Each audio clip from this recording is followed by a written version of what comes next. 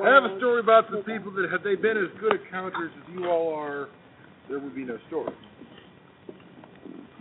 There was once a guru traveling with his 10 disciples, and he was not the most sensible of individuals. But on the other hand, as you may imagine, neither were the 10 fools who followed him. And as they were traveling, they came to a river. And they decided that this was a great place to stop and have some lunch. So they got a fire going and cooked up some lunch. And when they were done eating and decided to take a nap, one of the disciples picked up a stick that had been sitting in the fire and waving it around a little, watching smoke come off the end. He toddled down to the river and was looking in and just happened to poke the stick into the river. And of course, there's the hiss. And he jumped back from the bank and he ran back to his fellow disciples and his gurus. And he said, "Master, my brothers, the river is angry. It hissed at me." And one of the other disciples chimed in, "Yes, this river has a really nasty reputation. Why, I had a cousin, and he took a load of salt across on mules, and when he got to the other side, the river had stolen every grain of salt without even opening the bag."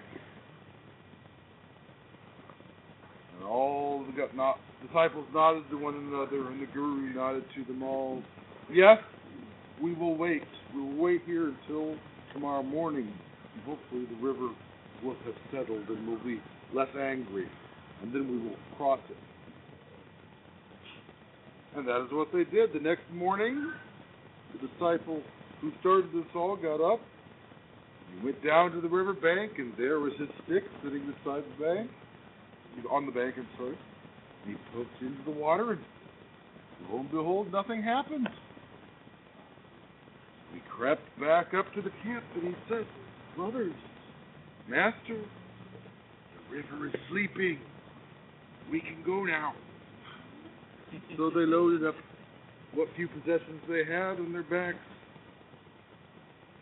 and they crossed one by one. And they got to the other side, and they were quite happy with themselves. And then one of the disciples thought, well, just in case, let's make sure we're all here. So he counted. Let's see. 1, 2, 3, 4, 5, 6, 7, 8, 9, 10. Oh no! For there should be 10 of us and our master, the guru. And one of the other disciples said, yes, let me try. 1, 2, 3, 4, 5, 6, 7, 8, 9, 10. Oh no! And the guru said, something is terrible has happened, but I will double check. 1, 2, 3, 4, 5, 6, 7, 8, 9. Oh no!